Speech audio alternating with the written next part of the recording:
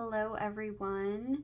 Thank you so much for clicking on my video. I'm really excited about this one. I can't believe the savings that I was able to accomplish this month. It has really made a dent in some of my savings goal for the year. So without further ado, let's get into it. So today we are going to be closing out my January budget.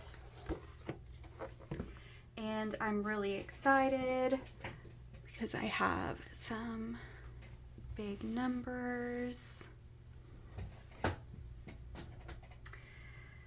Okay, so let's take these sticky notes off. So Wi-Fi was at $110.51. Insurance came to $157.69. Utilities was only $190. Car was its usual $600. Subscriptions was higher than budgeted because again this was the month that I signed up for a new subscription and canceled the old one, so it ended up being 3 subscriptions for January, which is fine.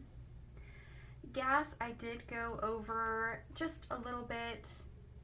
That was $85.79. Groceries though, I'm pretty impressed with groceries. I was actually down under 500 for once in I don't know how long. $456.67, so that was really nice.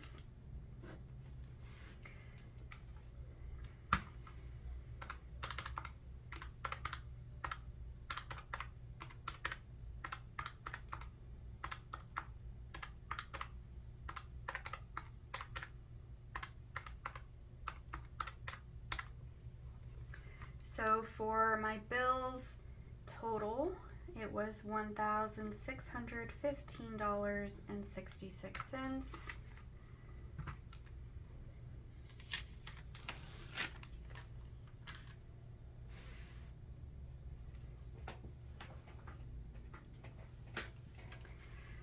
Okay, so eat out, I was just under budget at $279.79. Cats, I was also under budget at $177.18. Mom, I was under budget this month, but I am probably going to be going over next month, so it kind of evens out that way. My massage was $100. Health was its $0. I did go over Costco just a little bit at $91.48, and this is Costco and Sam's Club. I just say Costco for ease, I guess. Personal, I budgeted $150. I did come under that at $117.04. And then I did have some, I had budgeted for my partner's birthday gift in February, but I ended up getting it the last week of January, so I'll be adding that at the end. But work was $149 and Lucy was $44.34. And then here the birthday gift was $242.33. So I'm just gonna make a note. That was his birthday. Okay, So let me make sure you're still in frame. Yes, you are.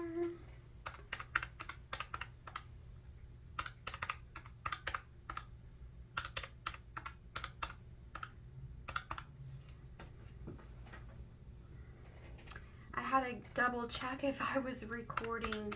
I've had that happen before when I got through a whole budget and I wasn't even recording, but we're good.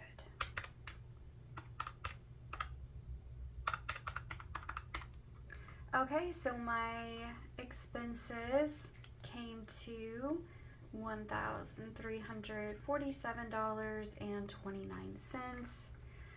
So just a little over budget, which is pretty great considering I had an unplanned expense of over $200. So all of these under budgets really came at a great time. Okay, so oh, I forgot to do my income. Oh my goodness. My income for the month actually came to $7,043.98. So just a little over what I budgeted for. So great there. How many times can I say so in one video? All right. If I take my income minus my bills minus my expenses, I am left with $4,081.03.